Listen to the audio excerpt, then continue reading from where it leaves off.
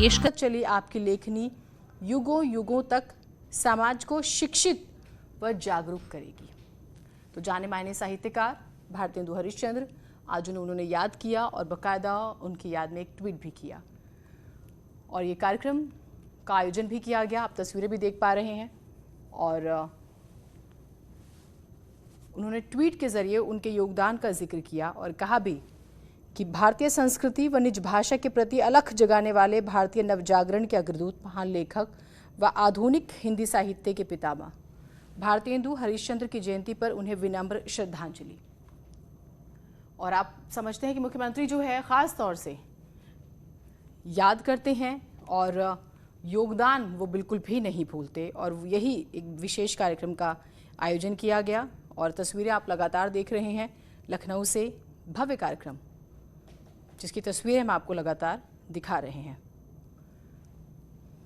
तो भारतेंदु हरिश्चंद्र का जब हम जिक्र करते हैं और मुख्यमंत्री के ट्वीट की भी हम लगातार आपको जानकारी दे रहे हैं।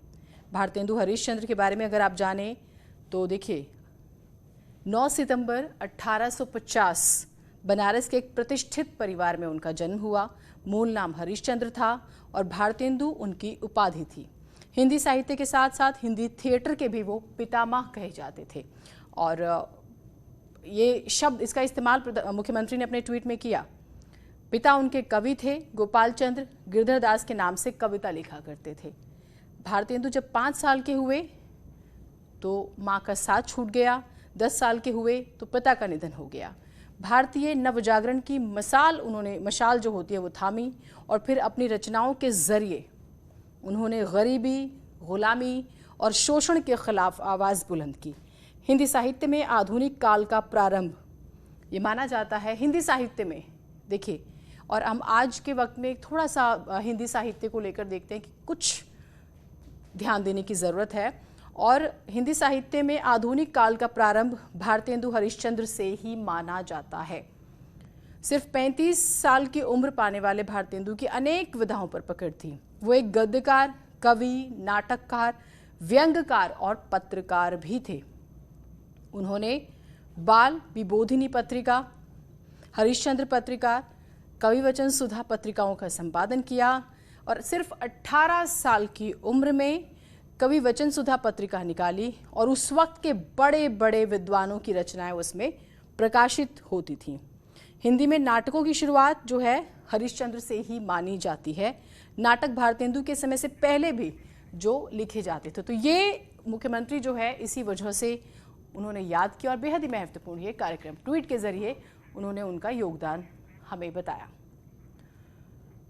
यूपी में कोविड का दैन। यूपी के 33 जिले कोरोना मुक्त हो चुके हैं। 24 घंटे में 66 जिलों में नया केस नहीं आया। यूपी में कोविड के 200 से कम एक्टिव केस हैं। टेस्ट, ट्रस्ट और ट्रीट मॉडल से कोरोना उत्तर प्रदेश में कम हुआ है जिसकी हम बात कर रहे हैं। यूपी में अब तक की बात करें तो 7 करोड़ 43 लाख लोगों को जो है कोविड का टीका लग चुका है।